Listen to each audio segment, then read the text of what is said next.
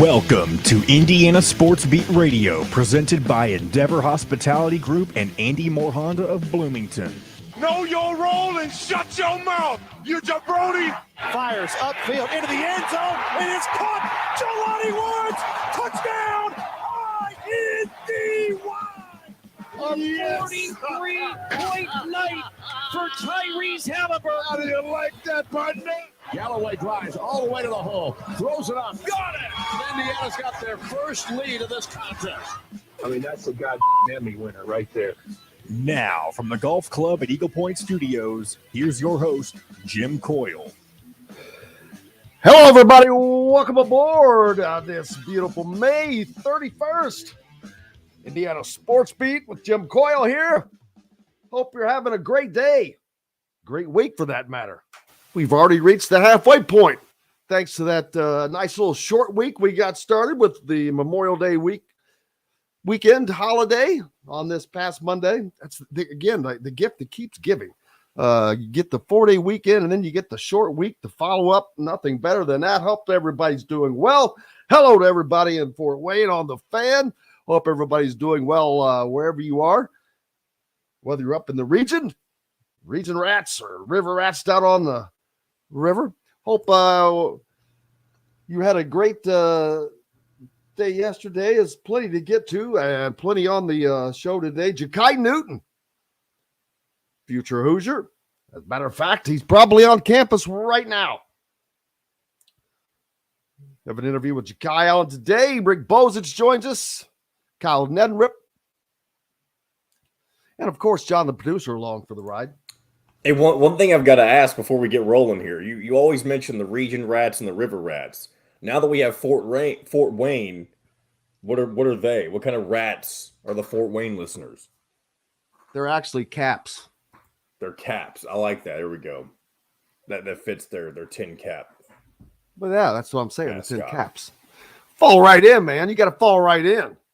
It's probably better to not be a rat anyway. So good for Fort Wayne. What does that say about the others? Man, you better go easy. Go easy. But it's a good one. Hope you're having a good one. Like I said, lots to talk about. The Pacers' in-person workouts have begun. 3 former Hoosiers have a shot to win an NBA title. We'll talk about that. Will the SEC go to 9 games? Or just keep trudging along at that disastrous 8-game schedule they're rolling in each year? I want to talk about the Indy 500 compared to the Coke 600 as a race. What do you, from a fan standpoint? Taryn Kern, IU softball player, named to the first team All-American. No surprise there, as she tied the NCAA record for home runs in the season. Former Purdue player A.J. Hammond's being sued by several Geis neighbors for loud parties. We'll talk a little bit about that. Caleb Love has finally found a home. Maybe. I say maybe just because he changes everywhere he goes. He's at Arizona now. Talk about the latest Nike EYBL Tour stop, which was in Memphis over the weekend. Tonight, down in Starlight, Indiana, Huber's, the big Huber's event for you Hoosier fans. That place will be sold out, about 900 people. Don't forget Never Lose Hoop coming up on July 20th. That is the golf outing for the Hulls Foundation that raises money for area kids with cancer. If you're able to play in that, I'll be getting that link up here very soon. So you can get registered. That's not till July 20th, and that will be at the Golf Club at Eagle Point, just outside of Bloomington. How's your day going? Looks like it's going to be just good weather. Just warming up. You can feel the humidity creeping in. It's been so nice. You've been able to sleep at night. with windows open and all that, but that stuff's coming to a day, coming to an end with the humidity coming in. Philip pointing out it is the last day to exit the NBA draft.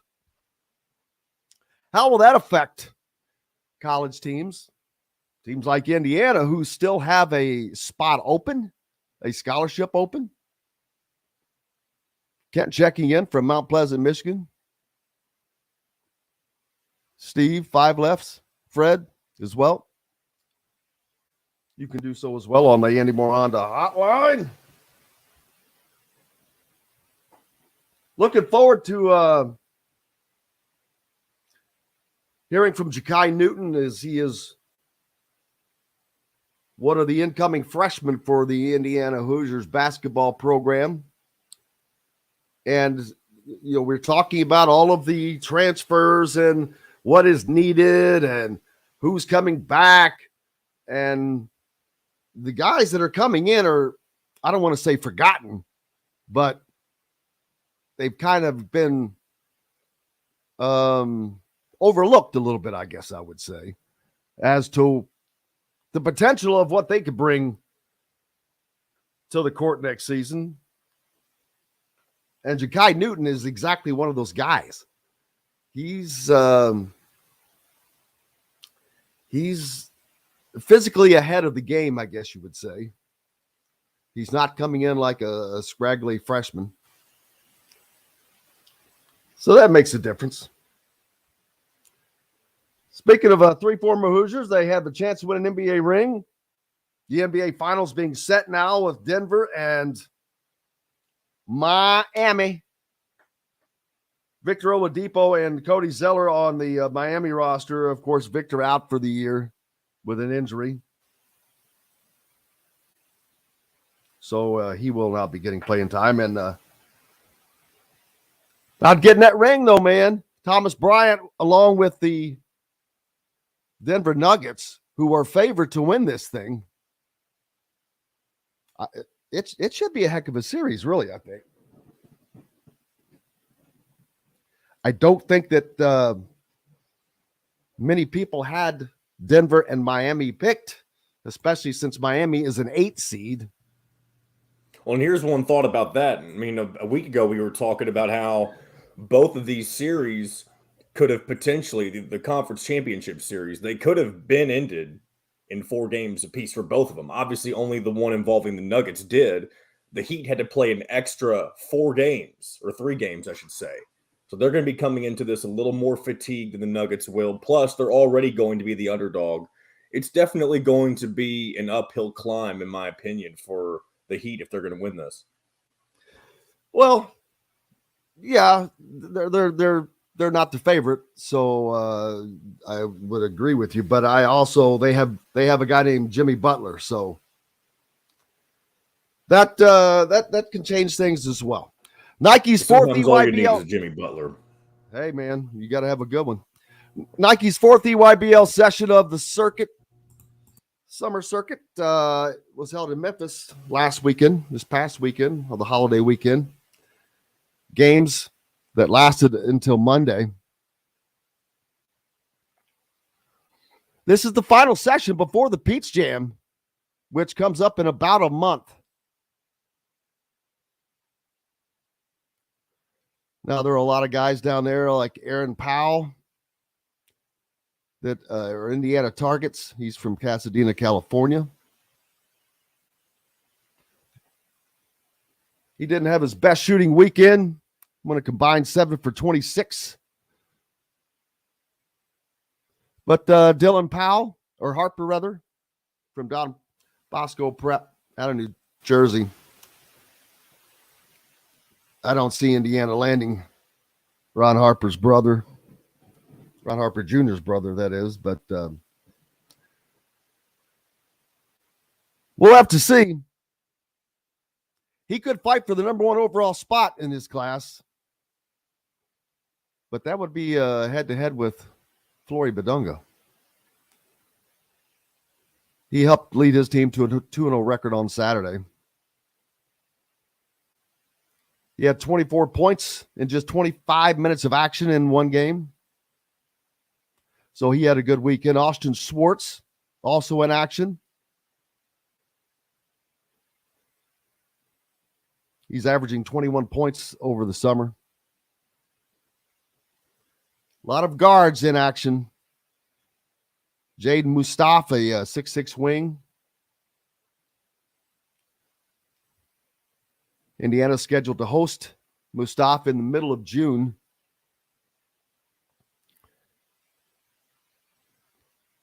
Leo McNeely in action as well, showing some improvement in his shooting. He helped lead his Florida Rebels team to a 2-0 weekend record.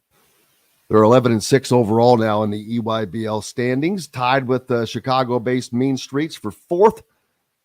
McNeely hit 10 of his first 16 attempts from deep.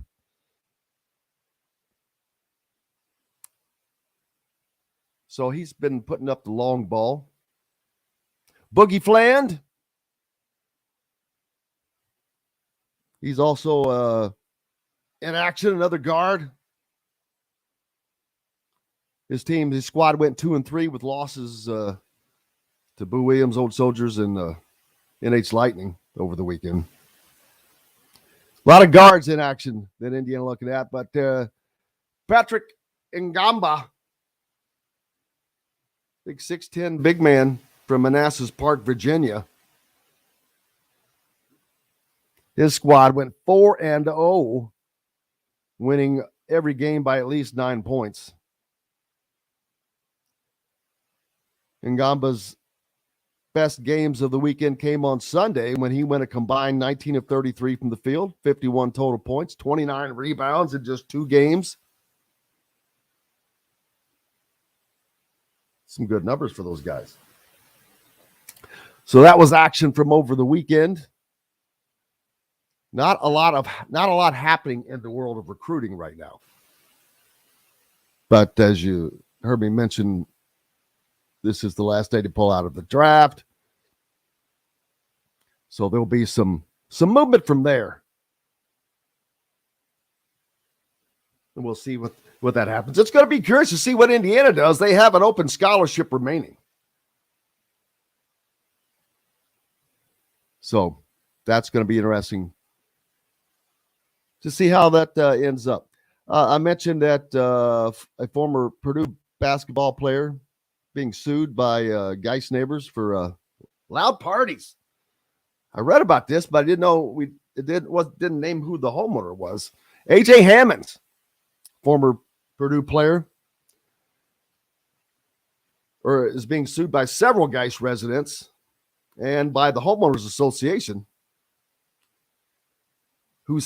because his house has been hosting multiple large parties, resulting in neighbors fearing for their safety. The complaint says Hammond's parties are infamous throughout the Harrison Run neighborhood and were described as being out of control with noise stretching into the early morning. The complaint was also details alleged illegal use of firearms, property damage, and the emotional toil taken on the neighbors. Break. So that's not working out too well for AJ. See if they can get that cleaned up. Well, we've got some good stuff coming up. Jakai Newton is up next. That and lots more here on Indiana Sports Beat. Back with that, plenty more right after this. We'll be right back to the Golf Club at Eagle Point Studios for more Indiana Sports Beat Radio with Jim Coyle, presented by Endeavor Hospitality Group and Andy Moore Honda of Bloomington. If you're in the All right, Jim, you're clear for the next 20 minutes or so. I'll once we get back from break, I'll just mute your microphone, and if you need anything, just send me a text message.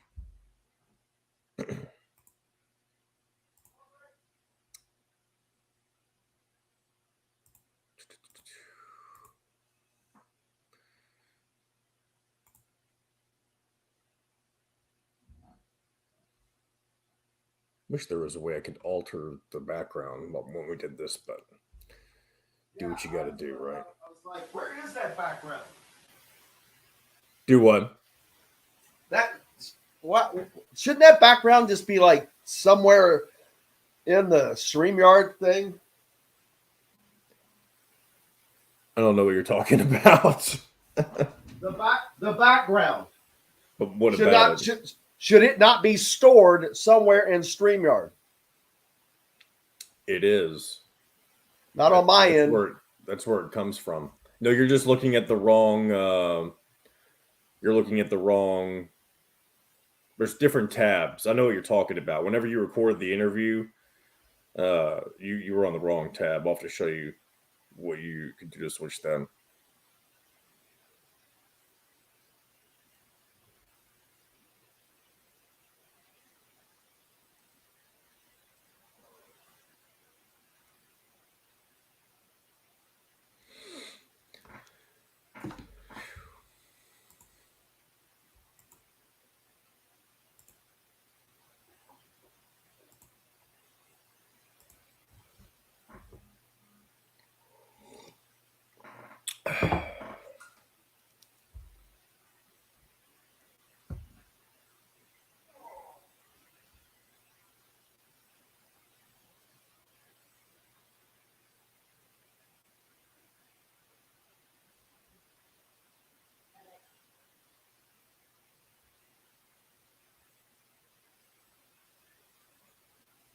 All right, Jim, I'm going to go ahead and mute your microphone.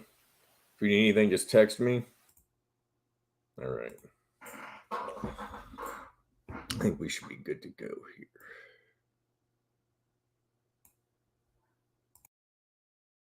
Buffalo is locally owned and operated by Endeavor Hospitality Group. Launched from a previous staple in Bloomington, the former Function Brewing, Metalworks Brewing Company is the culmination of a passion for beer, food, and custom metal art. Check out their custom growlers. Metalworks Brewing Company has an updated menu, new brews, and will be offered in all Endeavor Hospitality restaurants. Come taste with Dr. Hobbs' Brewing.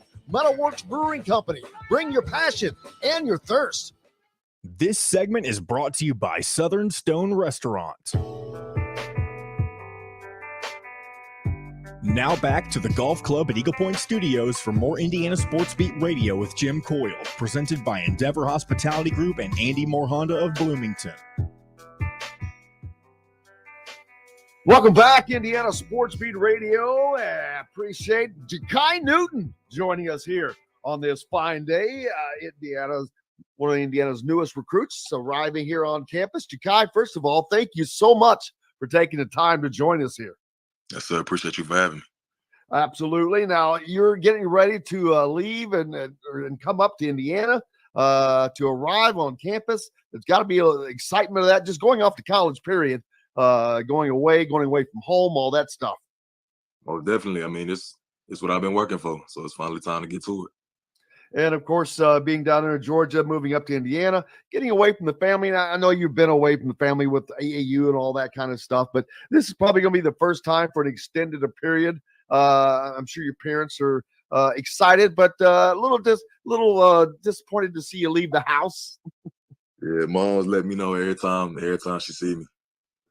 Oh, I bet the moms will always let you know that, but I'm sure she'll be getting up to Bloomington as often as she can. For sure. What are you looking forward to upon arriving on campus in Bloomington?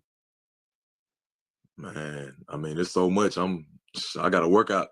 As soon as I get there, I'm going to hit the gym, get situated, get all my stuff in, but just looking forward to meeting the guys on the team. And that was one of the things I'm going to ask you about. Obviously, relationships with coaches, hugely important in the recruitment and everything that goes on. First of all, the relationship with the coaches that you committed in 2021. So you've been committed to Indiana for a couple of years.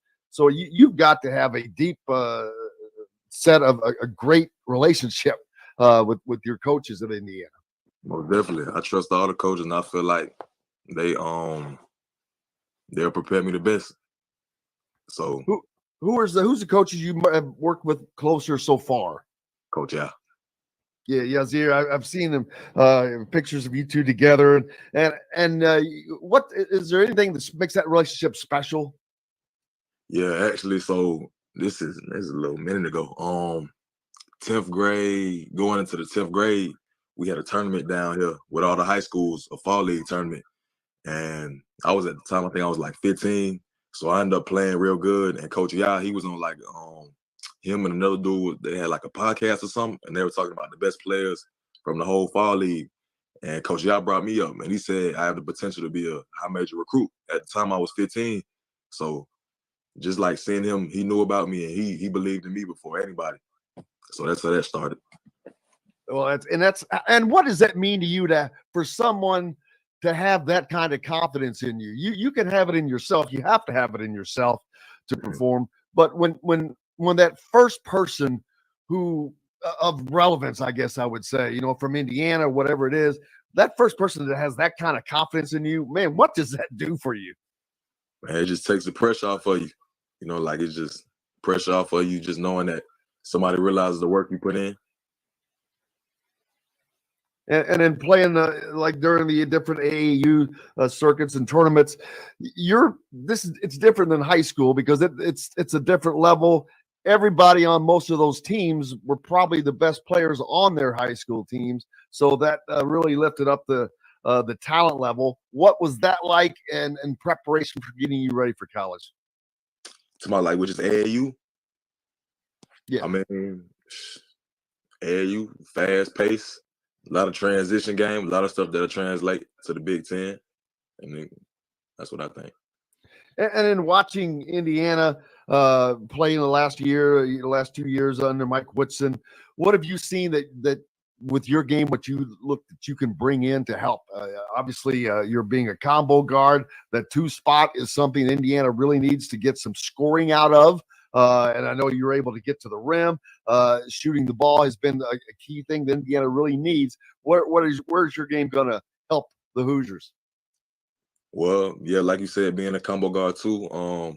Biggest thing for me, I love to play defense. I take pride in defense. I jump with anybody. I try and block any shot. So I try and do that. And I can shoot the ball too, catch and shoot, or I can create my own shot, whether that's step backs or coming off a screen. I like to attack the rim. I like to cut too. So like when they double team the bigs, anything, I like to find an open spot. I like to hustle, just be a dog out there. So that's where I see myself. And that word right there is something we've heard a lot in just the last couple of years, because those are the guys that you see. Those are the guys that go on, and those are the guys that get the minutes on the floor and make the differences in their teams and what their team's success. And that's something that Indiana has. I'm not saying the last year, but in the last couple of years before that, they hadn't really had a lot of that. And you're going to be at welcome addition in that, but also the competition is going to be ratcheted up when you get to Indiana, and you're going to need all of that, your defensive intensity. But how much forward are you looking to the battles with your own teammates? Man, I can't wait. I'm going at everybody. Anybody else you looking forward to? Specifically, some guys not, and I don't mean it in a bad way. I just mean the challenge that you're looking forward to. I say X. Most definitely him, because he's very quick, strong guard too. So I can't wait to play him. I feel like he can make me better, and I feel like I can make him better. Defending him, absolutely. I would hope that that would certainly put you on your heels. But yeah, that's a great challenge to take on a fifth-year senior, the guy who's going to be leading the team, and to hear you say that has got to make Indiana fans feel good, because that's what you want. You want guys who want the challenges. Because if you're not taking the challenges, you're probably not going to raise yourself. What's pushed you to be like that? To be the guy that wants that challenge, the highest challenge on every level, whether it's offensively or defensively? Really, just know that like the game isn't promised. Like you can't never take nothing for granted. Every time I put my shoes on, I always want to go 100%, because I never know. It could be my last game. It could be my last time practicing. I don't know that. So that's why I just try to give it my all every time. What was it about Indiana that stood out? I know you have a great relationship with Jan, and that was a big reason. What else do you have? What have you learned as far as the tradition of Indiana basketball? What are some of the things that went into that decision-making process for you? Well, Coach Wilson also, obviously, he made the head coach. He was a big part of it too, just knowing he comes from the NBA, so he knows what it takes, especially with guards too. So that, And then Indiana just kept it real with me. They didn't give me no fake promises like some other schools. They just kept it 100 with me. So I really appreciated that, and that always stuck with me. And we hear a lot about that, not regarding Indiana, but there just being a lot of that out there now, especially with the NIL world and the transfer portal world, that there's a lot of schools that make promises that basically don't come true. I mean, we've seen Hunter Dickinson kind of insinuate that and things like that. And that's one thing I have heard. Indiana does not do that, but how obviously that is hugely important. How did that guide you away from some other places? Like just people, like you could just tell when something sounds too good to be true. Like me being a freshman, it's already gonna be tough enough for me. So for somebody to just come in and tell me and promise me a bunch of stuff that they can't guarantee, it's just a red flag off the rip. So. Well, and that's great and interesting to hear players say that, because that's something we don't hear. But we know that's going on, and it doesn't have to be from the school necessarily. It can be there's NIL that's going on out there, and that has changed so much since you committed to Indiana to arriving on campus. You've gone from there not being any NIL till when you get here, baby, it's hello. You got to be looking forward to that. Oh yeah. Yes, sir. How exciting is that, though, to know that you can do that, to do things like that, that you can make money off of who you are, what you've worked to become, and also help your team along the way. Man, I feel like it's long overdue. I feel like kids should have been getting paid. We putting our bodies on the line along with school, and to not make a dollar off of it, knowing where a lot of these players come from. They don't come from nothing, but they making millions of dollars for the school, and they can't get a dime off of it. So I think it's long overdue. And then along with that, and I agree with you. And then there's got to be both ways now. How much responsibility you talk about being someone who is obviously gives their all, but talk about the responsibility that the players have now for living up to the other side. To my what, with the NIL? Yeah. When they're getting paid and making sure that they're doing the things that you talked about. Financial literacy is just you gotta be smart when you get your money, because a lot of people go from not getting none to getting a whole bunch and they don't know what to do with it. Just got to be smart and don't blow it, save it. I would invest it or do something else with it, but you just got to be ready for it. And I can tell you right now, you're a hell of a lot smarter than I was. Nobody was giving me anything back then. I wasn't good enough to earn it anyway. But if they had been, I would not have been smart enough like you. What all have you done though? It's been your parents helping you, talking to you, saying, "Hey, man, you're going to be coming into this, and so you need to be prepared. You need to be ready. You need to make some right decisions here, because it sounds like you're already kind of ahead of the game there." Yeah, my uncle, he downstairs. He do real estate. He do the stocks too. He got me my first stock account when I was 13. So my family, they just big on like just being smart with money, and just a lot of stuff too. Like I got a book right here too that I'm finna start reading. The Talk About Money. Yeah, just trying to just educate myself on it. So you already have stocks accounts. How many different stocks do you have now already? Couple.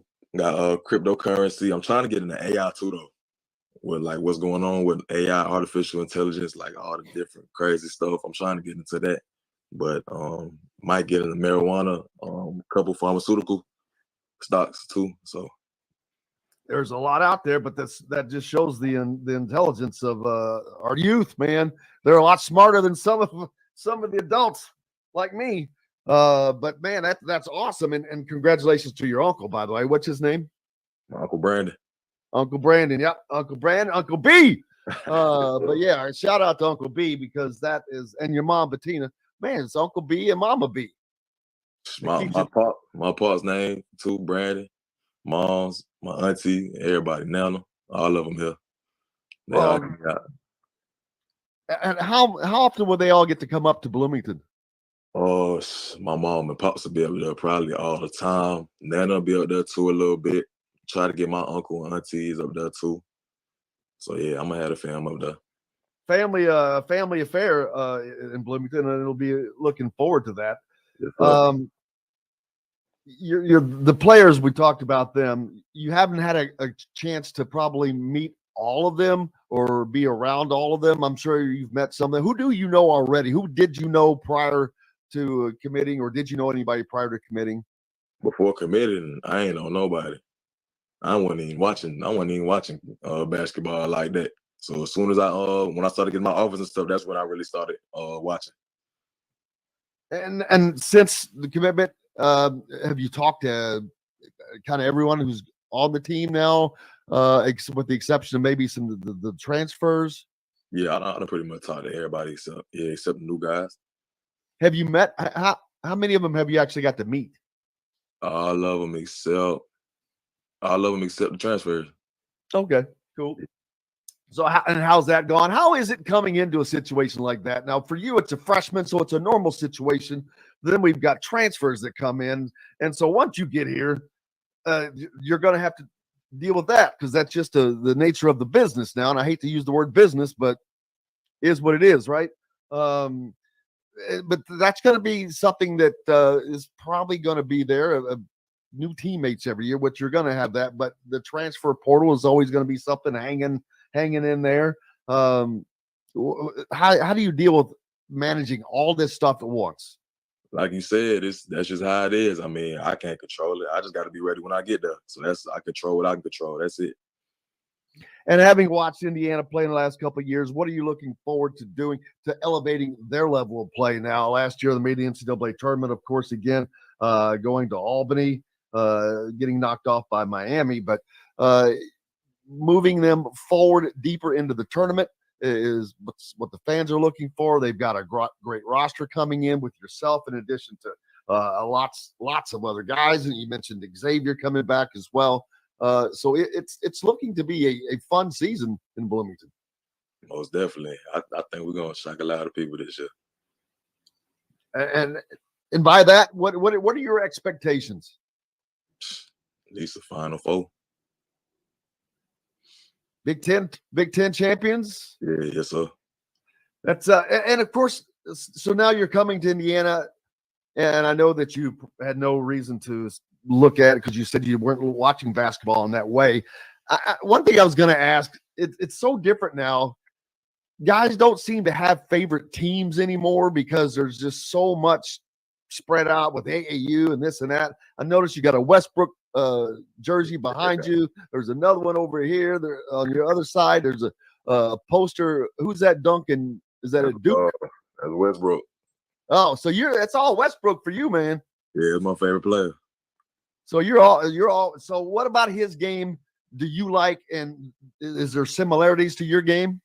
He's just a dog. I just love how he go out there every game and give 100%. He only 6'3", but he grabbing rebounds over 7-footers. Like I just love how hard he attack and just how he play. And as far as what drew you to that? When did you first see that? When did you first started noticing that? I was young, probably middle school. Put on one of his games, and I just seen him like going. This around the time where he was winning, like he was all-star, winning MVPs and stuff. And I just seen it was one game, probably had like 40, just dunking on everybody, attacking. Like he was just a dog. He's like, even though he was the best player on the court, it's like he still wanted it more than everybody.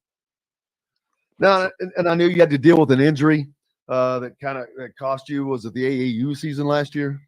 Yeah, on my birthday last year. And you got through all that, got back in. How was it having to deal with that? I mean, that had to be very, very difficult for you mentally. Oh, most definitely. It was tough. I mean, even now I'm still dealing with it. Like I'm still not even 100%. Even when I came back and playing high school season, I wasn't even 100%. So I'm still dealing with it. Mentally, it was definitely tough for me knowing that I put in so much work. Because I mean, your senior year, like your AAU and that last senior year, that's the biggest time for like a high school athlete because you're getting ready for college. So to know I missed out on that time, got invited to all the camps, the NBA camps and all that, just watching people live out my dreams while I'm sitting at home. I can't even walk for 2 months. Like it was definitely tough on me. So feeling good now coming in as you head to Bloomington. What are you looking forward to once you get here? Because camp's going to start, man. You guys are going to be going at it. Yeah, most definitely. I'm looking forward to really getting healthy. That's my number one thing, so I can show what I can do. And how are you feeling now? I say I'm about 85%. Well, look, I know Indiana fans look forward to seeing you next fall. You're one of the exciting elements to this new team that Indiana has, with a roster that is fraught with trouble for opposing teams. Talk about the roster, because they've added some pieces to that. You've got some big men that they've added with Kaleo Air, and you've daggone it, from Anthony Walker from Miami, Sparks from Ball State. So they've and Malik Renew already in place. A solid front court for Indiana. Then you've got yourself added and Xavier back, Trey Galloway back, CJ Gunn, Caleb Banks, amongst others. Have you thought about the parts and how they're going to fit, and looking for how they're going to work together? I haven't thought too much about it. Mainly just been trying to think about what I'm gonna do to get myself in there. But I'm excited for our team. I think we got a lot of guys who can do a lot of different things. I feel like we can really jump on teams with our defense and our energy. I feel like we can do that this year. But yeah, we got a lot of guys who doing a lot of things. So I'm excited about this year. How much time have you gotten to actually watch Indiana play? Because I know you've been playing yourself, you've been rehabbing and doing all the other things you've had to do. I've been watching when I when I was getting my offers and getting my when I got my offer from Indiana. That's when I started tuning into them. And then my last year I was hurt, so I was watching every game. Were you able to pick up a lot of the things that Mike Whitson's trying to do and get an understanding of what he's trying to do? Yeah. And then they told me what they was trying to do when I go on my visit and stuff, sitting in there watching film with the team too. So yeah. And how much does that help when you're watching it to get a better understanding? And how does that put you ahead of the game when you get here? Yeah, I feel like you have to watch. You got to watch it. You got to see yourself in that position and see yourself making them plays.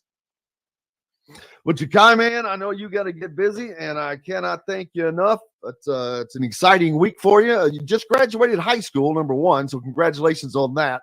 But you're moving on up to Bloomington, to college, to start your IU career. Congratulations on that, man, and congratulations to your family. I hope you guys had a great holiday weekend last weekend, and looking forward to seeing you in Bloomington. Yes, sir. I appreciate you. Jakai Newton, one of Indiana's newest recruits, arriving on campus this week. We've got more coming up here on Indiana Sports Beat Radio. Back with it right after this. We'll be right back to the Golf Club at Eagle Point Studios for more Indiana Sports Beat Radio with Jim Coyle, presented by Endeavor Hospitality Group and Andy Moore Honda of Bloomington.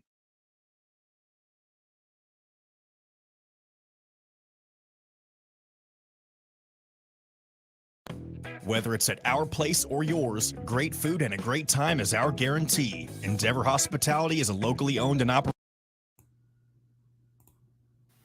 Did I freeze up there for a second? It felt like I had about 7 seconds of pause right there. Couldn't tell you. I just sat back down. Okay. Well, either way, I'll be able to edit it out if I need to. All right. Well, so this is reminder. I know yesterday was weird because of the late start, but make sure, and I'll pop in at the time when you need to. Make sure you hit this next break. I'll pop in at 54. As long as you hit it within that 54, 55 range, will be good timing for Fort Wayne. That's what we'll need to start doing every day at this segment. Say that again. So every day at the end of the first hour, so the end of the third segment, we'll need to hit our break somewhere between the 54 and 55 minute range. And I'll make sure I pop in around that time to kind of remind you and just so the timing works out. That's for their spots and stuff.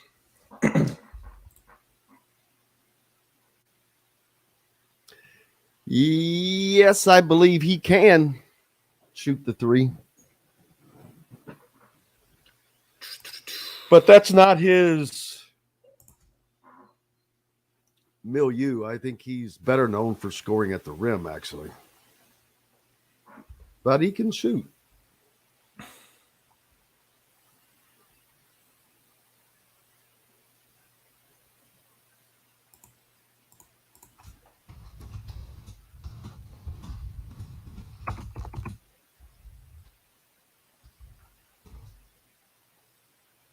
Is Indiana okay at the 2? Yeah, they're okay at the 2.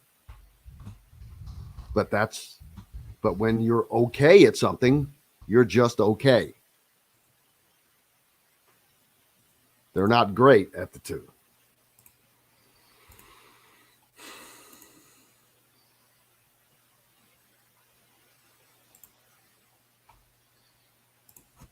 I'm going to let you be solo for this segment while I work on the thumbnail for that clip that just happened. And then I'll pop in around whenever it's time to hit that break.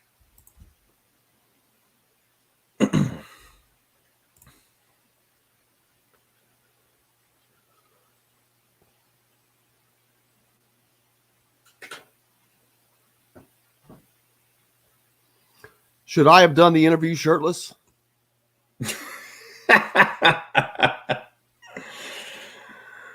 That would have been something, wouldn't it? That would have been funny. Would have been interesting. I had not. Takes care of the planning, shopping, and prepping and can even deliver them to your doorstep once a week. That's right, it's the fastest, simplest, and easiest way to avoid decision fatigue. You pick your plan and pick up at BB's Market with no extra charge. So leave the heavy lifting to us and enjoy healthy eating with stocked meals in your fridge. Order online today at thefreshfork.com. Fresh Fork is a proud partner of WOW Network.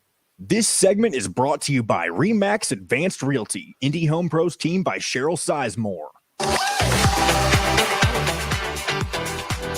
Now back to the Golf Club at Eagle Point Studios for more Indiana Sports Beat Radio with Jim Coyle, presented by Endeavor Hospitality Group and Andy Morhonda of Bloomington.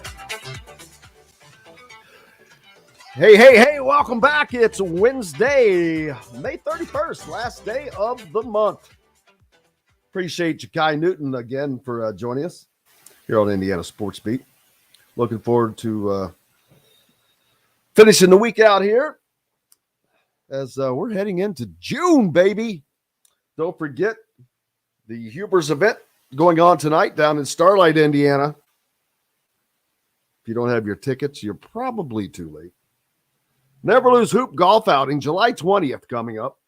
That's the outing for the Hulls Foundation, benefiting area kids with cancer. We'll be getting all that information out, the link and everything that goes with that. So you guys can get that information. The SEC has, the Big Ten went to 9-game schedule a few years back. And I thought the SEC would have followed by now. But at the same time, it certainly is a lot easier getting teams into bowl games when you only have to win 2 conference games, because you get to play 4 non-cons that you can schedule. But the SEC meetings coming up, Commissioner Greg Sankey has privately made his preference for a schedule that seems to move towards 9 games. We don't know if that's going to happen or not. But that makes a huge difference.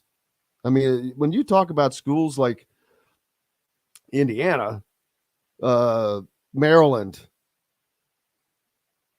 Rutgers, Purdue to a degree, they've had a lot more success in football here of late.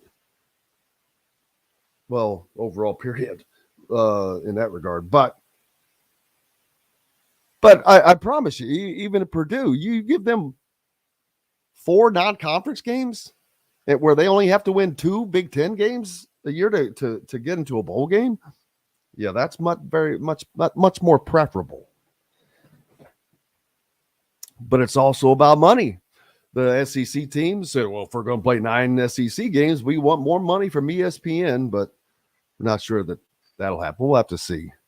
But I think that it's going to happen.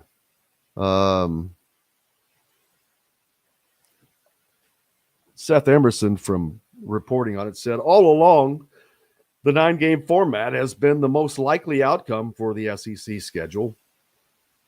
But as decision time nears, staying at 8 games remains a real possibility. And the reason why was bluntly stated yesterday by Georgia's president.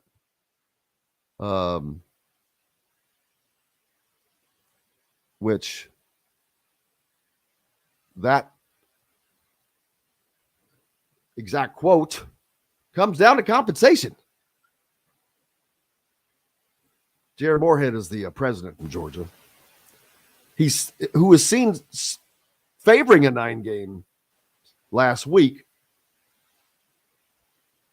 but they want more compensation from the conference's media partner. We'll see how that works out. But it's time for you cannot have a major championship like college football and have separate sets of rules. One major conference is playing 8 conference games. The other major conference is playing 9 conference games. It's a difference. It matters.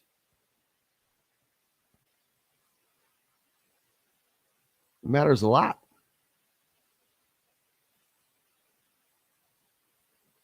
But we'll see what happens with that. I would much prefer it. Just because, and Coach Franklin from Penn State, he talks about it almost every year at Big Ten Media Days, how it's just not an even playing field. And it's not. I don't understand why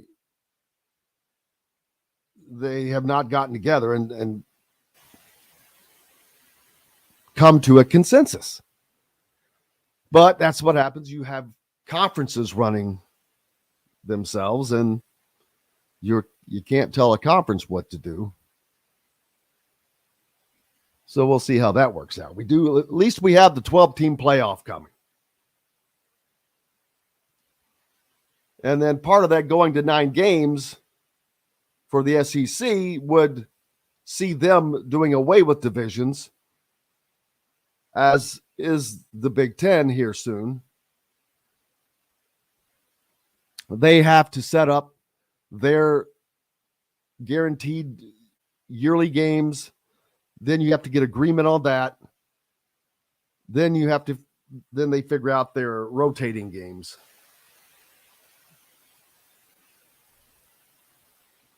So there's always something going on. I saw someone mention that today is decision day for Zach Edey. It is, because we mentioned today's the deadline for withdrawing from the NBA draft, which Michael Ace pointed out that is 11:59 tonight. But I fully expect Zach Edey to withdraw. Of course he's going to withdraw. Unless something that no one I know of has heard of that has changed. He will definitely be back in West Lafayette next season. It will happen sometime during the day. It doesn't really matter. It's going to happen. So Purdue fans should not fear. Who will be the surprise that stays in? That's going to be curious to see. Who's going to be the surprise pick from the state? Does that happen? We'll have to check that out as well.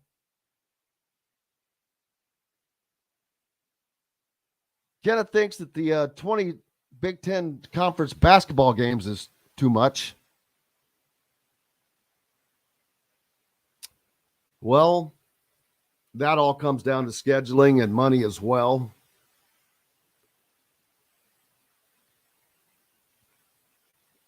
revenue sharing, Big Ten Network.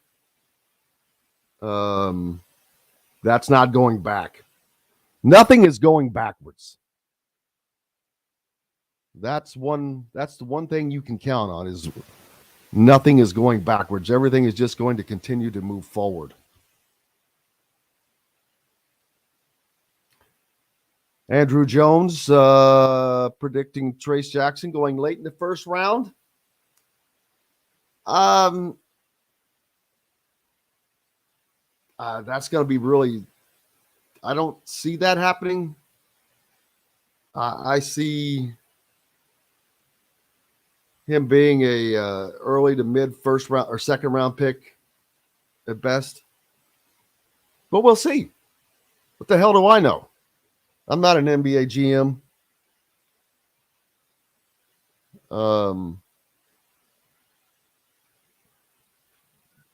Trace didn't like our comments or our conversation about his game last week when K-Bro was on. We talked about the fact of Trace Jackson Davis probably needing to develop a shot, but the more we've talked to Mike DeCourcy about that, his game can probably translate to this type of NBA. I think that he can find a place because of the way he plays if he keeps his motor up. When you're lacking in one area, you have to make up for it in another, and you can do that with a motor. And he certainly has the ability to do that.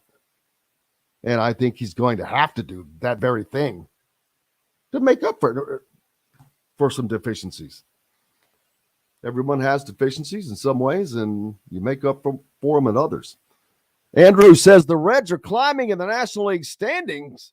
What? What say you? I know the Cardinals are already midway up. Have the Cubs dropped to last? I don't have the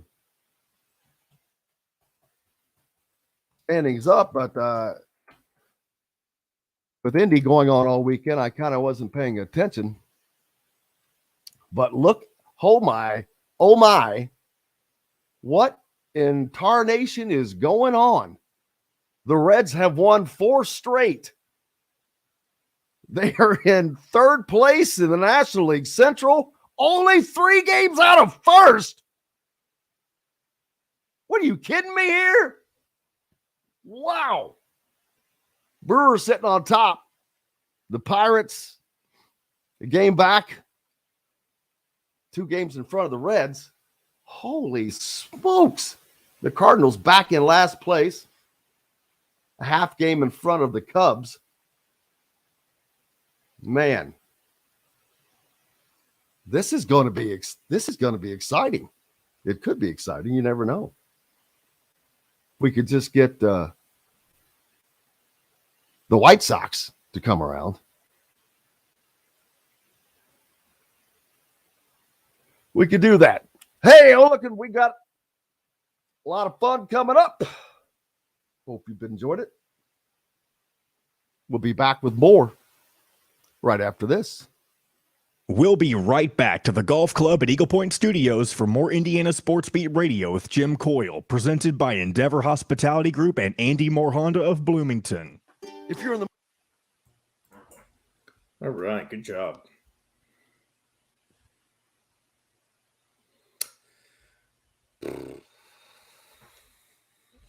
Oh, Connor family's coming. I'm not sure.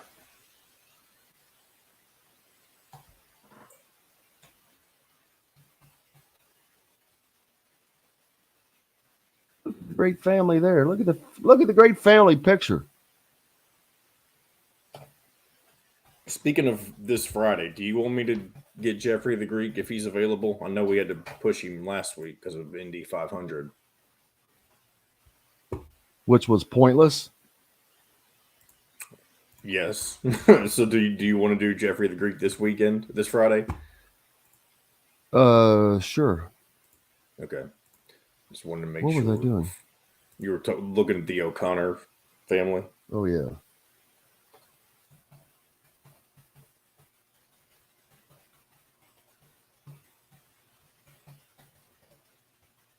Okay.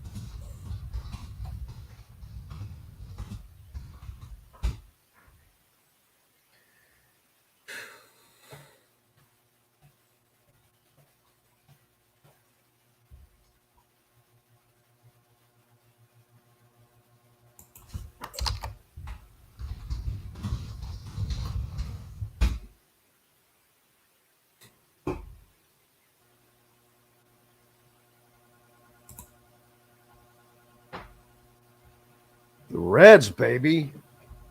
Giddy up. Get a little warm. A lot of lights on in here. Whew. It gets hot in here, boys. All right, here we go. 30 seconds. Kyle should be on shortly. Store to Southern Stone Restaurant on Patterson and Rogers. It's one of the most popular gathering spots in Bloomington. Whether you're out on a date with your spouse, friends, or coworkers, Feast Market and Cellar offers an extensive wine selection with a sommelier on staff to help you with your selections. Feast also provides a wide variety of cheeses, gourmet sandwiches, entrees, a coffee bar, bread, pastries, all made fresh and mouthwatering. Stop by Feast Market and Cellar today. This segment is brought to you by Feast Market and Cellar. Now back to the Golf Club at Eagle Point Studios for more Indiana Sports Beat Radio with Jim Coyle, presented by Endeavor Hospitality Group and Andy Moore Honda of Bloomington.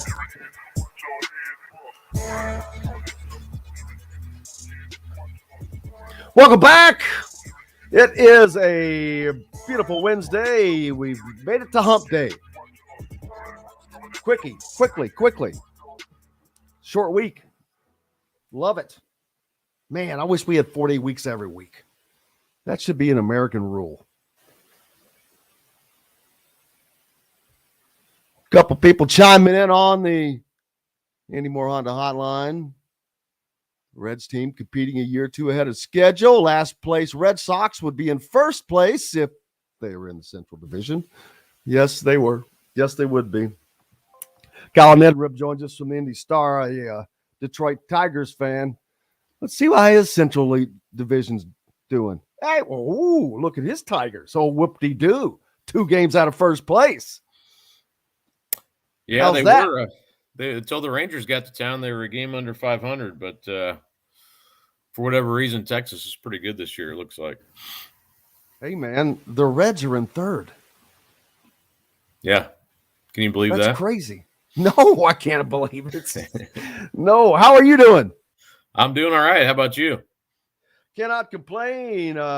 Great weekend. Indianapolis, the 500, perfect weather. It was an incredible weekend in Indianapolis. Just a spectacle. Did I assume you probably don't go to the races just to not do something?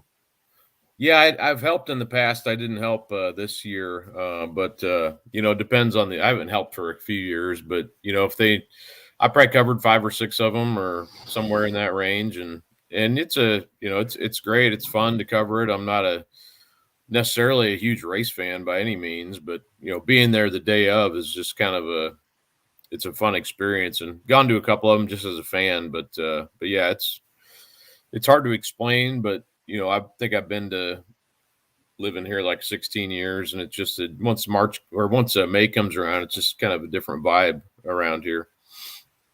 Absolutely, it sure was, and it was a great one. Kind of like the vibe coming up. We're getting close to the Kentucky-Indiana All-Star outings. You got the juniors coming up playing each other. before the seniors go at it. Yeah, so it'll be the juniors down in Kentucky will play the Indiana juniors at Jeffersonville on Sunday. So that kind of gets things started. And then will be Wednesday at Cathedral will be the seniors against the juniors. So kind of got that to look forward to. And then, of course, the Kentucky game down in Kentucky is Friday, and then they come back here Saturday. And then the additional futures game, which should be fun. That'll be, some of the best underclassmen in the state playing against each other, sort of like a north-south type of format. That's the first year they've done that. And I think we'll add some fun element to that Saturday. You have girls and boys playing. I think girls at noon and boys at 2, and then the Kentucky-Indiana game at 5 and 7:30 or whatever it is. So, that's sort of a different, little bit different thing than they've done in the past, but I think will be a welcome addition to the event. And Norm, and this is, I hate to call it a down year as far as the class, but it's kind of weird because Kentucky has some guys that are higher than normal, I think, as far as Indiana that are looking at that play for the elite squad. Like Reed Shepard. He's a senior, though. All right. Yeah, and unfortunately, he's not playing in this game, which is not surprising because typically Kentucky recruits don't. I guess you kind of figure out what's going on. They just don't play in it normally. So, and Shepard, I guess, sent a letter to the directors Monday that he's not playing. So that's unfortunate. It takes some steam out of the other side of the game, I would say. But yeah, he's a senior, and he would have been on that Kentucky All-Star team that would be playing the Indiana All-Stars, but he's not going to. And it's been an uphill climb for them anyway. So without him, who knows what the line would be on that game. He probably sent a letter saying, look, we haven't won a game since Moby Dick was a minnow. There's no point in me playing against Indiana. I'm going to bow out. Yeah, it's like, man, the Kentucky side, they don't get an opportunity for wins very often as it is. So losing probably their best player doesn't help. No. And that's so, I would look forward to seeing him play, just how they would have guarded him and all that. I mean, that kind of would have been a fun, storyline to that game, but alas, it's not happening. So, but yeah, it's been sort of they haven't had a ton of Kentucky recruits on that side, but when they have, it's been sort of, a deal where they typically haven't played. So I'd have to go back and look and see how many times that's happened in the last several years, but it has happened before. It's been quiet, the AAU front, kind of. The EYBL was going on in Memphis, but as far as around here, it hasn't been very active recently. But what's coming up next? Yeah, I mean, it'll be June, so it's a lot of high school events, really, which is, and there are some open, I can't remember the exact dates on those open evaluation weekends in June, but that's been something they've added to the fray here in recent years, as far as coaches being able to come out to those June high school events. So such as the Charlie Hughes, which is coming in late June here in Indianapolis. A lot of high school teams are, around here playing in that, even really around the state. So that's sort of an additional, weekend for evaluation.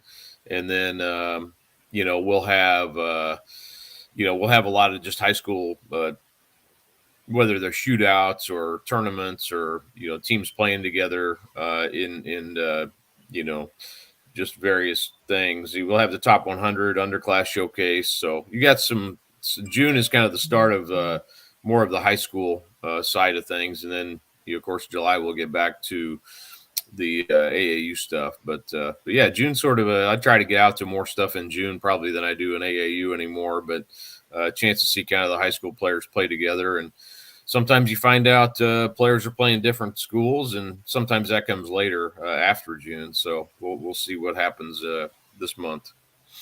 Yeah, the top 100, there will be some people, there's definitely some players you want to see. Kanan Catchings, guys like that, Flory Badunga, they'll all be playing in this, won't they? Yeah, they should be. You talking about the futures game or the underclass?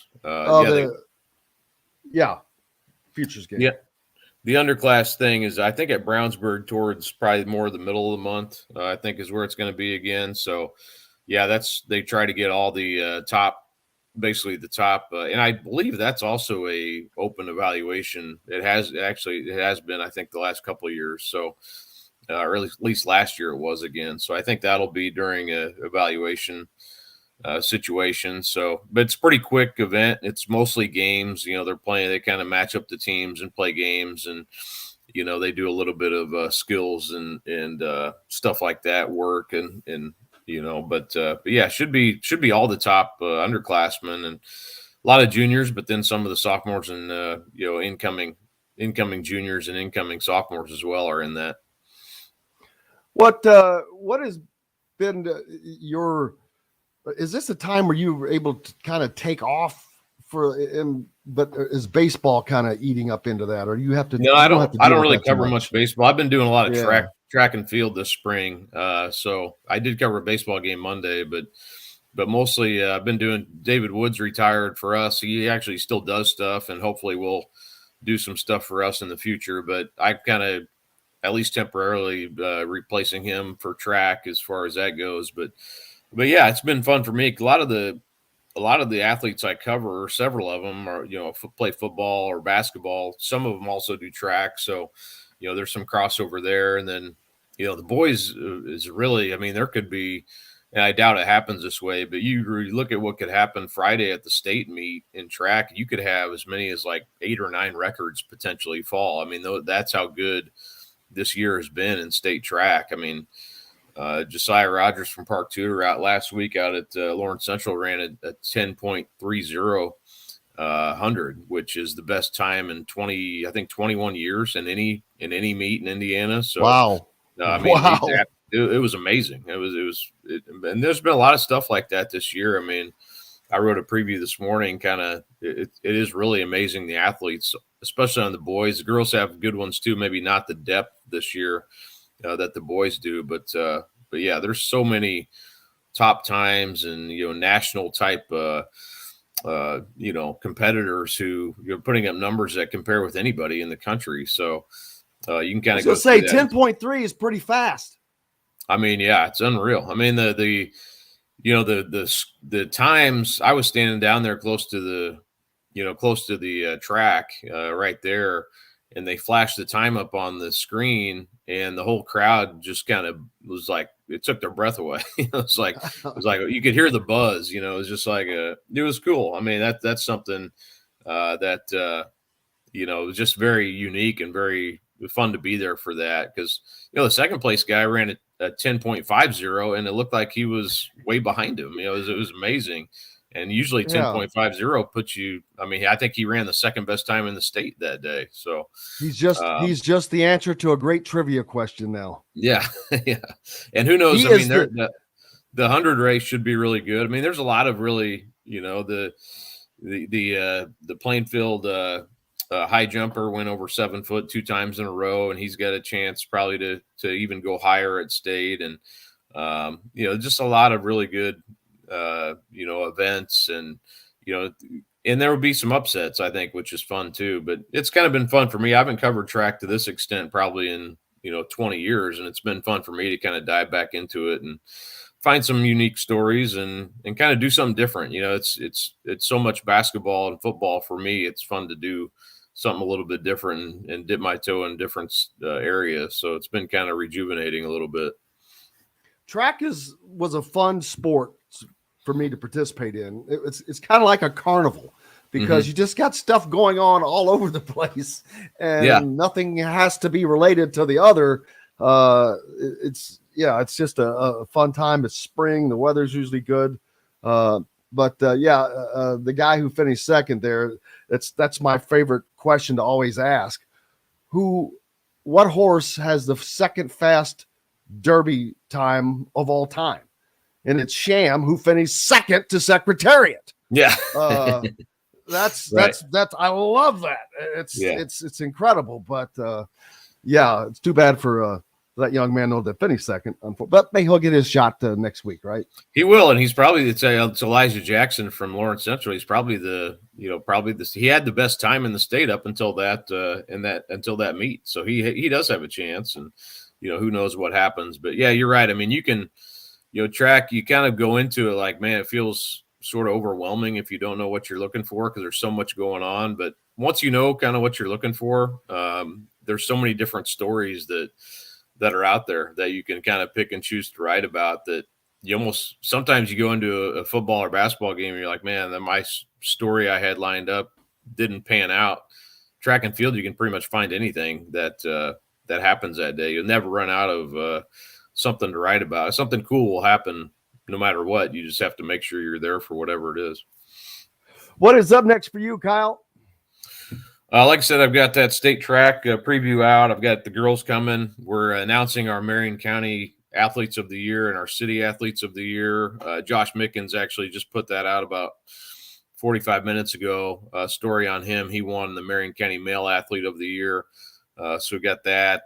We'll have more of those coming this week. Of course, Indiana All-Star stuff starting, like you mentioned, and we'll have more on that for sure. But, yeah, state track this weekend, and then turns into basketball real quick next week. Yes, it does. Kyle Neddenriep, thank you, brother, sir. I appreciate you. You bet. Thanks, Jim. Make sure you give him a follow and be a subscriber to the Indy Star. I am back with more and Rick Bozich right after this. We'll be right back to the golf club at Eagle Point Studios for more Indiana Sports Beat Radio with Jim Coyle, presented by Endeavor Hospitality Group and Andy Moore Honda of Bloomington.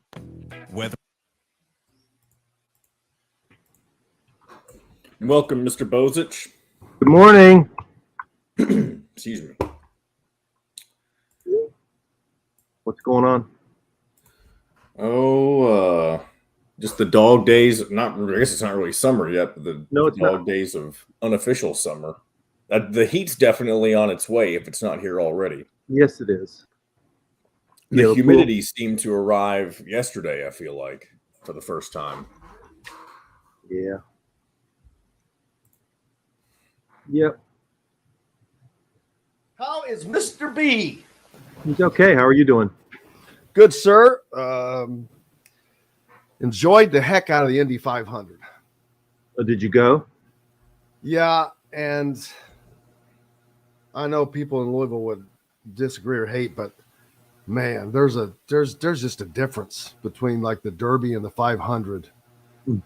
That the size, it's just the size. It's so damn. That's some walking. I mean, it's some walking. Where'd you walk from? Where'd you park? I'm just talking. I'm talking about at the track. Oh. I was trying to go down to see Chris Denary, who does turn 4 for the radio network, the voice of the Pacers. Chris, he's on with us each Thursday. But I walked all the way down there, and that was like, I finally realized, I'm like, this is a 3/4 of a mile one way just to go down to that corner. I'm like, oh my God. Yeah, I thank God I had the right shoes on. But it was good. I got to talk to Dale Jr. at a presser. Got a quick interview with Kyle Larson on the track, and Tyrese Halliburton, who was driving the pace car, who was relaxed as anything. Kyle Larson.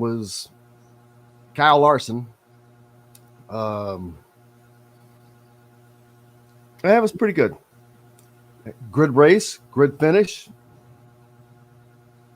Weather was beautiful. Last of the days with no humidity, probably. Unfortunately. How was your weekend? It was good. Do a whole bunch. Laid some more mulch. Walked the dog. Went to a cookout. Chris Denary, got to get Chris come down there. He likes doing all that stuff. He does. Oh yeah, man. He's always doing something at home. What time you getting down there? This. What time you getting down there tonight? I don't know yet.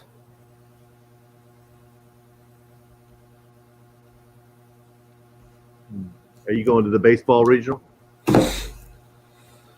No, I've got to be out of town. Right. All right, here we go, guys. Going. Organic food is their main focus. Southern Stone strives to always provide their guests with an exceptional dining experience. With weekly specials, quick, attentive service, Southern Stone Restaurant provides delicious 5-star comfort food with a Southern charm at 2-star prices. Southern Stone Restaurant is part of Endeavor Hospitality's Wow Club. This segment is brought to you by Bubba's 33 in Clarksville. Pizza, burgers, beer. Now back to the Golf Club at Eagle Point Studios for more Indiana Sports Beat Radio with Jim Coyle, presented by Endeavor Hospitality Group and Andy Moore Honda of Bloomington. Welcome back, Indiana Sports Beat, here on this Wednesday, May 31st, joined by the Hall of Famer Rick Bozich from WDRB.com. How are you, sir? Good. How are you doing? Good. Lots going on. We've got basketball, EYBL last weekend in Memphis, Indianapolis 500. You've got the draft coming up. Today is the last day to pull out of the draft. I expect Zach Edey to pull out. Who are any of the other names that come to your mind that you expect to come back to school? Well, I mean, Kentucky's probably got more at stake than any school in the country. They got 3 guys in there: Oscar Shibwe, Antonio Reeves, who's their best 3-point shooter, and Chris Livingston, who, was a highly rated recruit, had some good games and some not so good games as a freshman, but they absolutely have to get at least one of those guys back, and probably 2. So they've got as much as anybody on the line today. Does Shibwe come back? I mean, does he stay in the draft? I've heard it both ways. I mean, financially, it makes more sense for him to come back to Kentucky because he's probably not. A lot of people don't even think he'll get picked. If he does get picked, he'll get picked in the second round, and he's going to have to battle to make it in the NBA. But on the other hand, does he want to spend another year in Lexington, in the college environment, or get on with his new life as a professional basketball player? So. My guess is. I was going to say, has he missed the boat as a pro? Because we keep year in, year out, while we see these top 20 players are usually freshmen, and the longer you wait, it's kind of the further away it seems to get. Also, though, we see this Miami team right now that's made the NBA Finals getting 56 points a game from undrafted free agents. Right. So right. So it's like I'm talking out of both sides of my mouth here. Yeah, I mean, strictly from a short-term financial decision, it makes more sense to go back to Kentucky. But long-term, that's hard to say because let's remember, a year ago, he was coming off being the consensus national player of the year in college basketball. Yes. And this last year, he didn't play as well. Human nature being what it is, no matter what he did, people are going to say, well, it really wasn't as good as he did last year. He hasn't gotten any better. And the team, didn't make a big run in the NCAA tournament again. So I don't know. I mean, I guess if I were him at his age, I would go ahead and move on. But on the other hand, if I don't know how much to believe. You've heard people say he's made anywhere from clearly over $1 million to $2 million at UK. He may never make that much money again in a year. So I don't know. I'm just sitting here thinking, last year, Zach Edey was the player of the year. Year before that, Oscar Shibwe. The year before that, Luka Garza. Luka Garza, I think, is on an NBA roster. I think he's on Milwaukee, yeah. Yeah, I don't think he plays a lot, but I think he's on a roster. But to think that the last 2 college players of the year are not only not on NBA rosters, but are probably not going to be on NBA rosters. That is just mind-boggling to think about. Yeah, it's a reminder of the different style of play of the NBA and college basketball. The college basketball, especially in the Big Ten, big men really are valued. In the NBA, not as much. And I like Zach Edey. I think he's a tremendous player. But when I look at him for the NBA, I said, where's he really going to play a bunch? I don't know. I mean, he's going to have to broaden or expand his game in some way to do that. And I'm sure he can. Sheboy's another one, though. I mean, he's got to be able to shoot the ball. It's the same. We've gone over this with Trace Jackson Davis, all these guys. You got to be able to shoot the ball to play in the NBA. Definitely from 12 to 15 feet, but now it's almost even you got to be able to shoot the ball from the three-point line. So can those guys add that element to their game? Usually by this point in your career, if you're not that good of a shooter from three-point line, you're not going to be one. Absolutely. Tonight, the event down in Hubers in Starlight, Indiana, the first and last opportunities to talk to coaches Woodson, Allen, Morin as well for since the season and until the season comes back close around. So this is kind of a big deal for that. Of course, the question will undoubtedly come out about Indiana and Kentucky. Which I'll let you ask it this year. It's an annual question that someone asks, but just funny that because it's close to the border there. But that's always a big topic amongst other things. This is the first year that this is going to be an NIL event for Indiana, and that is, I don't know, I'm not saying it's huge, but it's just another step that Indiana is taking to go in this direction to make sure that they're trying to maximize every benefit they can along the NIL trail. Yeah.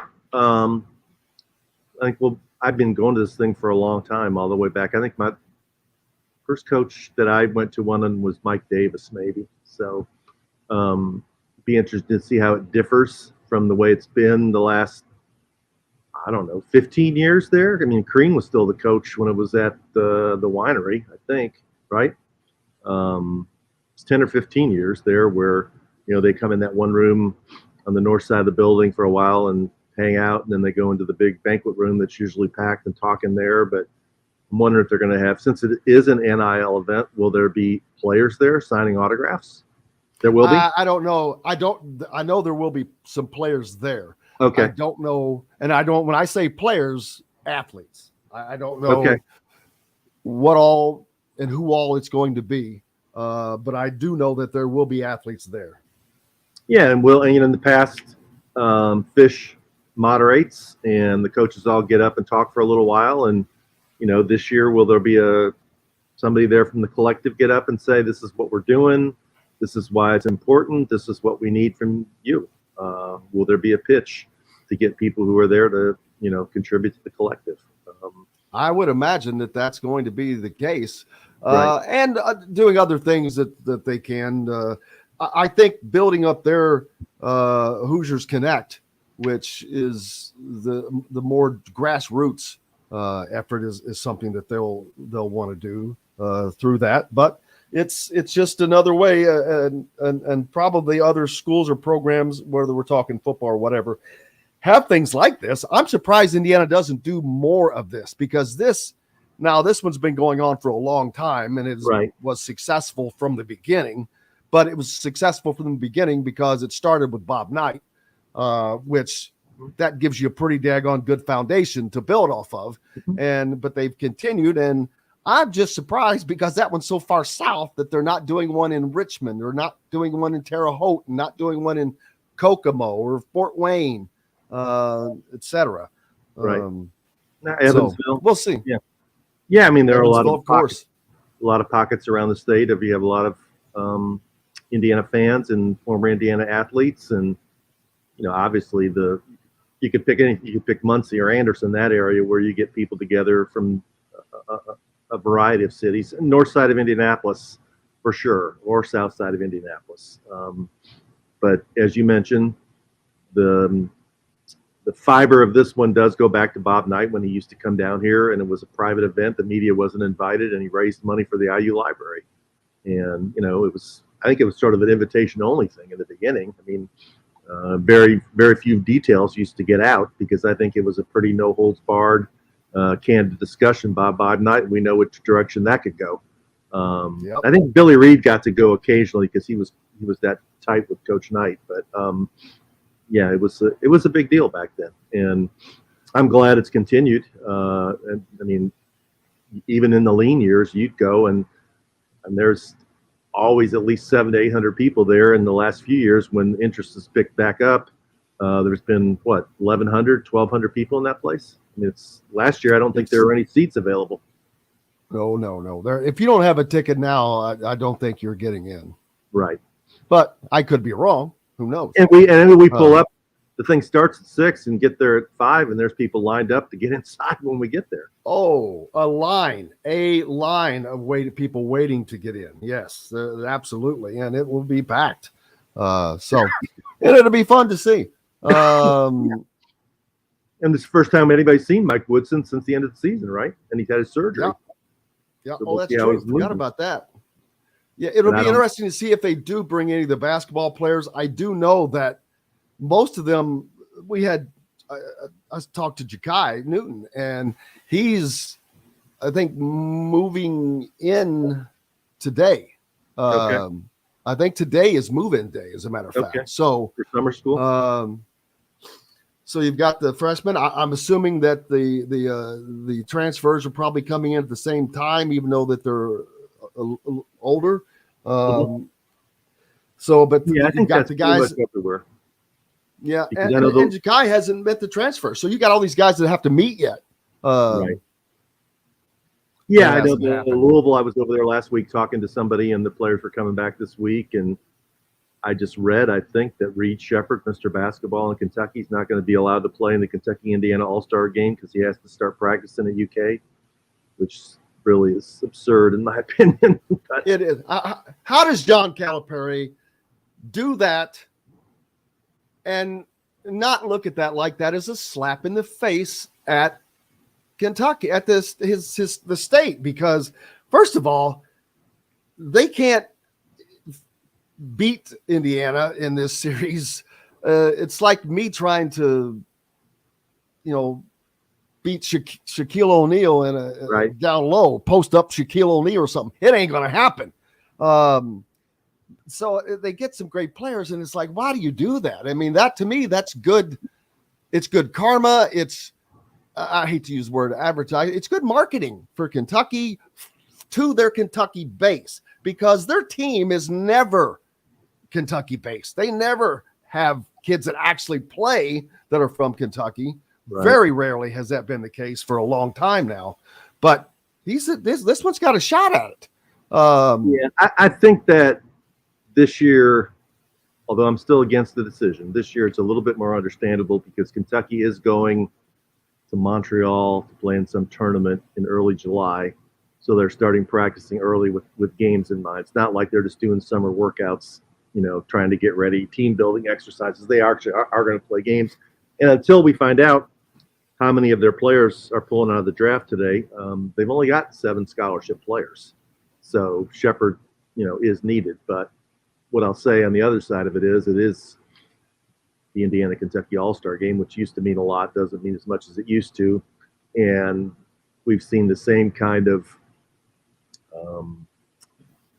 emphasis or commitment to this thing from the Derby Classic. When once Cal became the coach at Kentucky, it got really hard to get UK players to play in the Derby Classic because they were going to play in the Jordan Brand game and the McDonald's All-American game.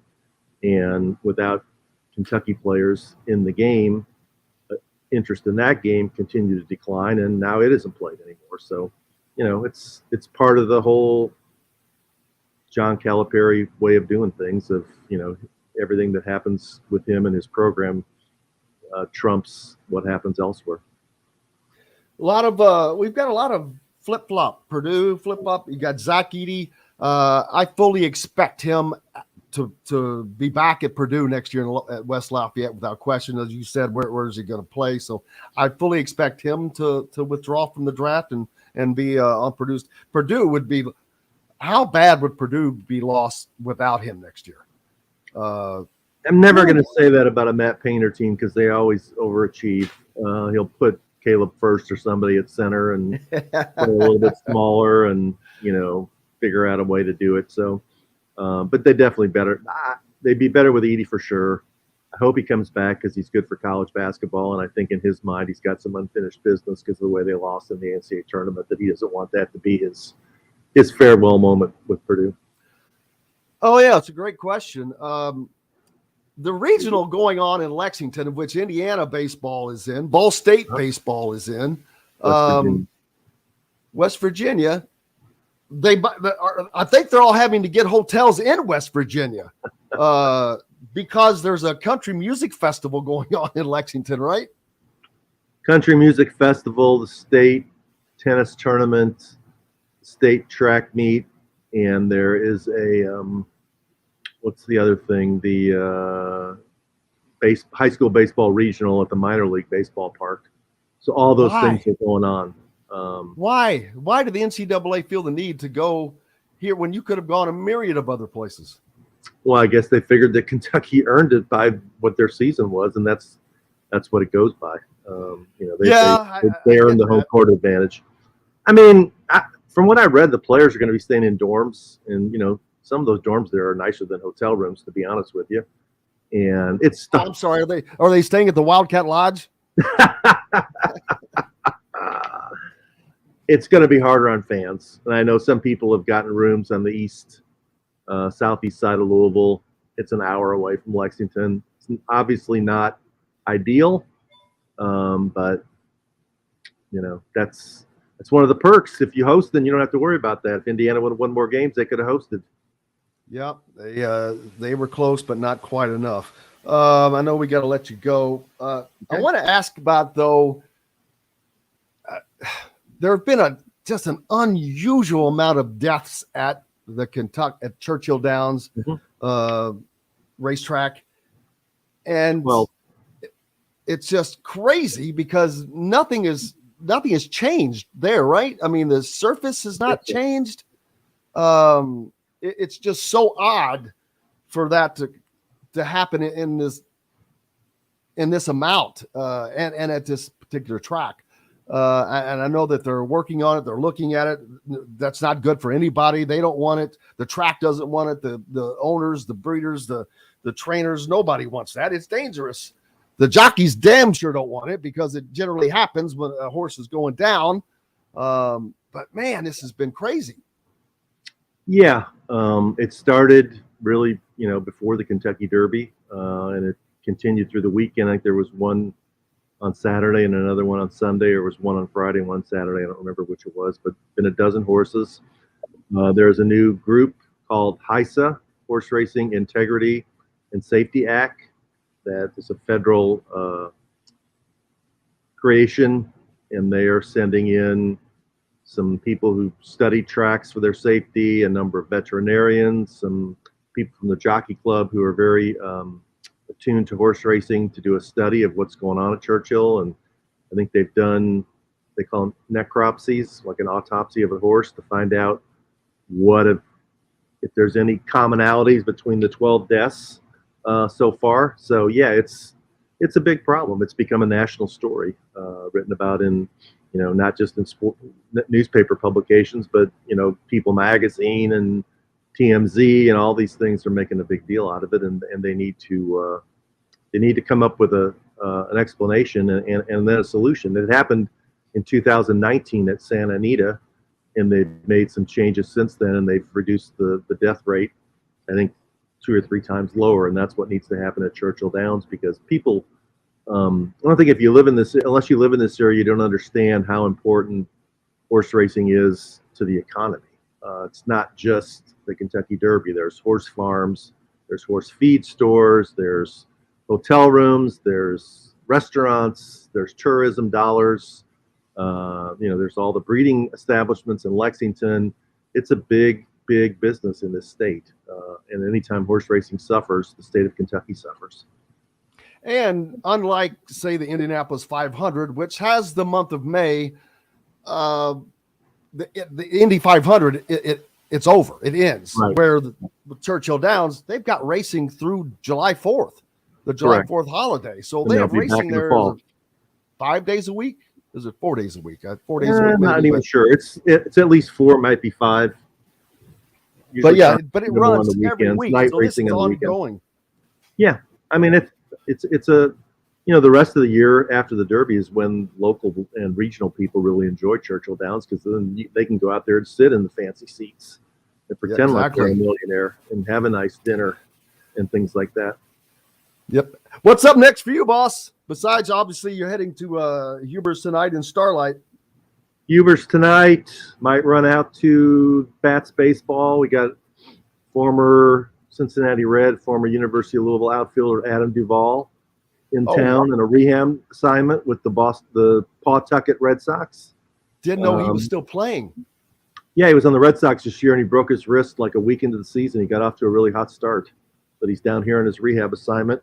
And the Reds have the best prospect in baseball here. This kid named Dela Cruz. I mean, he's hitting 3 or 4 home runs a week. He's not going to be here much longer. How about my Reds?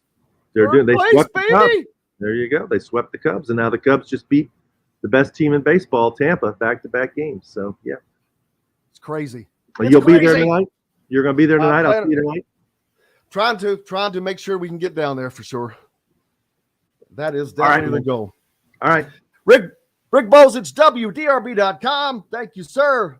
Thank you. Appreciate you. Have a great week. We've got more coming up. You as well. We'll be back with it from the Golf Club at Eagle Point Studios right after this. We'll be right back to the Golf Club at Eagle Point Studios for more Indiana Sports Beat Radio with Jim Coyle, presented by Endeavor Hospitality Group and Andy Moore Honda of Bloomington. If you're in the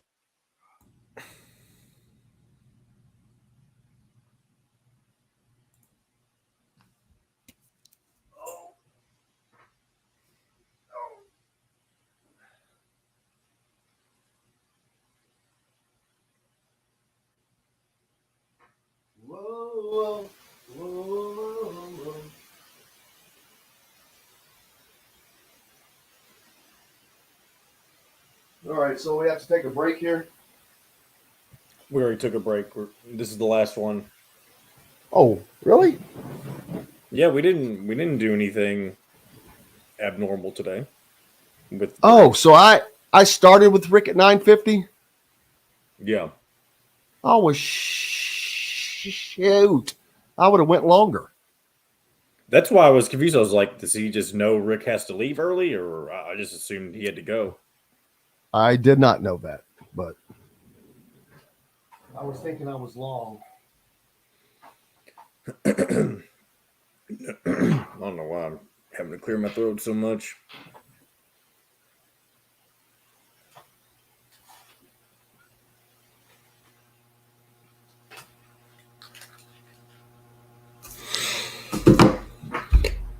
Oh, man.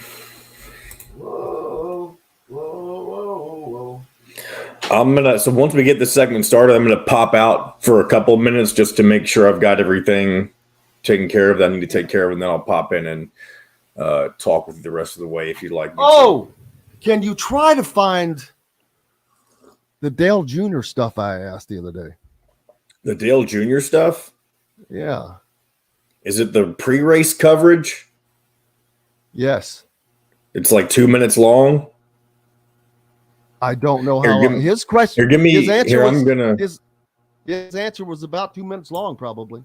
Well, give me one. So I'm going to show you what I think it might be. Because if it's not this, then I don't know where it would be. But let me pull this up real quick, and I'm going to show you. And if this is it, we can use it. So give me one moment. I don't think this is it, but we can take a look.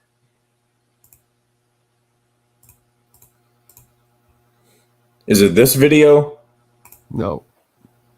All right. Well, the other ones, the only other one I have on here is this. Stop. You would have to look this up. This is where not uploaded. In Indy 500. Okay. If I can find it, I'll let you know. All right. Here we go. It has an updated menu, new brews, and will be offered in all Endeavor Hospitality restaurants. Come taste with Dr. Hobbs' Brewing, Metalworks Brewing Company. Bring your passion and your thirst. This segment is brought to you by K-Bello.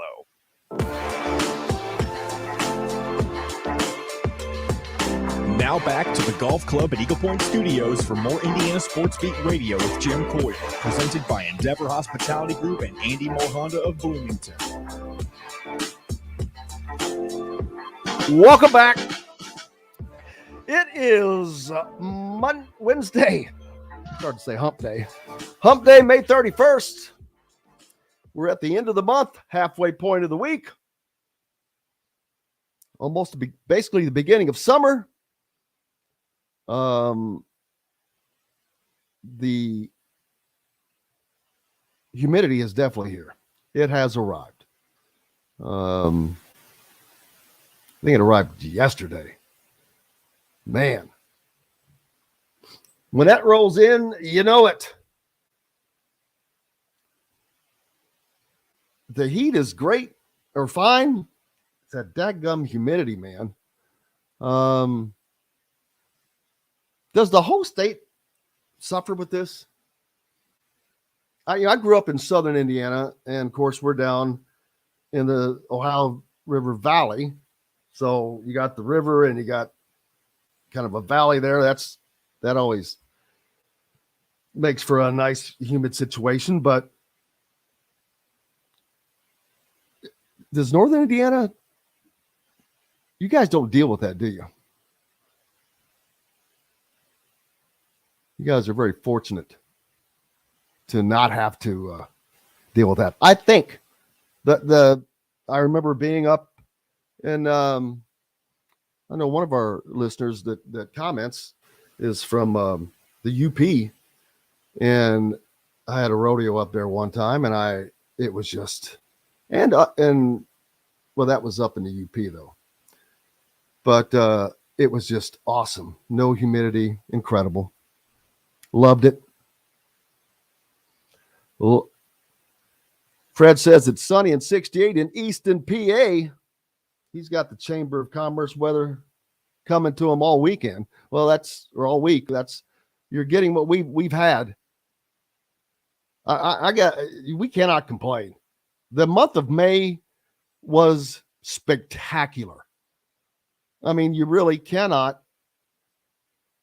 Even when it gets hot and humid coming up, just got to roll on with it and go inside and turn the AC on. But I have had the AC off for 3 weeks, which is not a bad deal. I mentioned it earlier. Caleb Love found a home in Arizona. Be interesting to see how that ends up. And the Indianapolis 500 and the Coca-Cola 600, the NASCAR race that usually takes place on the same day, usually in the evening on Sunday. It was rained out and ran on Monday this year. But if you notice, both races ended very similarly with a slew of caution flags toward the end. Just gets that way, man.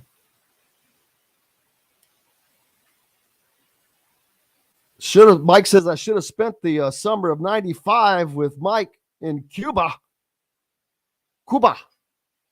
Man, I bet that is nothing but humidity. You're surrounded by water. But you've got Cuban cigars, man, so there's not a lot to complain about there. I know our peeps on the Ref 97.7. They get that big healthy dose of humidity every day coming off the Ohio. And Evansville, you guys are all split. Are you all split Cardinals fans? Are there any Reds fans there? Or is it all Cardinals fans there? Louisville is kind of split. Cardinals, Reds, more Reds because it was on radio there forever before they ended up getting their AAA team because they had the Cardinals before that. Because I know here in Bloomington, there's a lot of Reds fans, but there's a lot of Cardinals fans. There's a lot of White Sox fans and some Cubs fans. It's got a little bit of everything. Little bit of everything. Baseball coming up this weekend, people. Indiana, Ball State, Kentucky, and West Virginia going at it down in Lexington.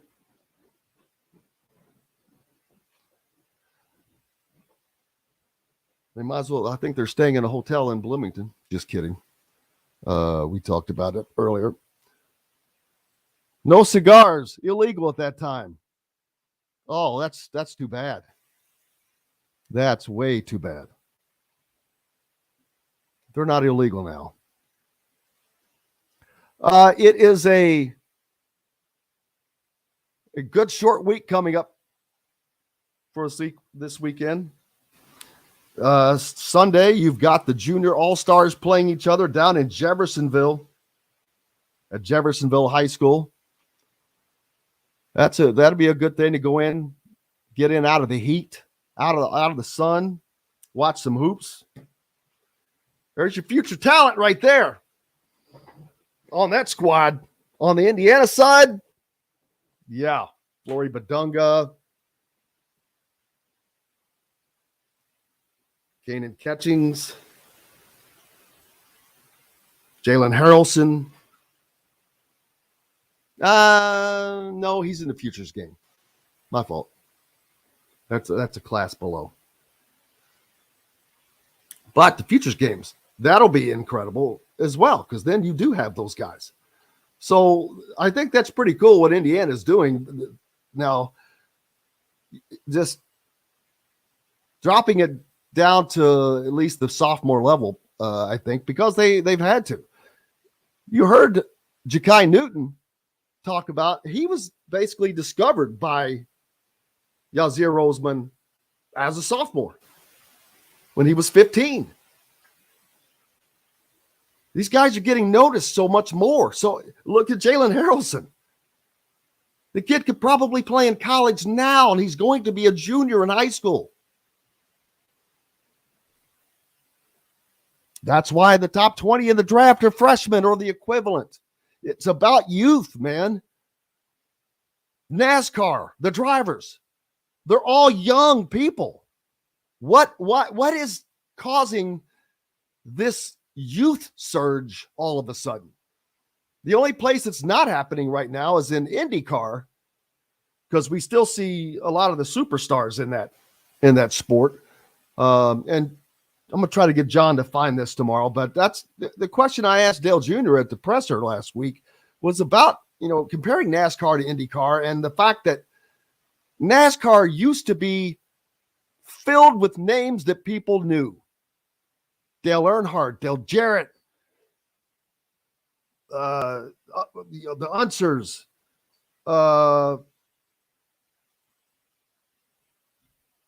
Richard Petty, which, that's getting back in the old days, but Kevin Harvick, this is his last year. Dale Earnhardt Jr. is no longer racing. Kyle Busch has probably got a couple years left. Denny Hamlin, a couple of years left. But on the Indy side, you just go through the names. 12 deep of stars. Hell, how many former Indy 500 winners were in that race? It's just a star. It's a star-studded sport now. It's kind of swung around, and NASCAR doesn't offer that with these youngsters. There's nothing to grab onto, it seems. But that's just my take on that. Kent is up in central Michigan, says it's sunny, beautiful, 80 degrees, very little humidity.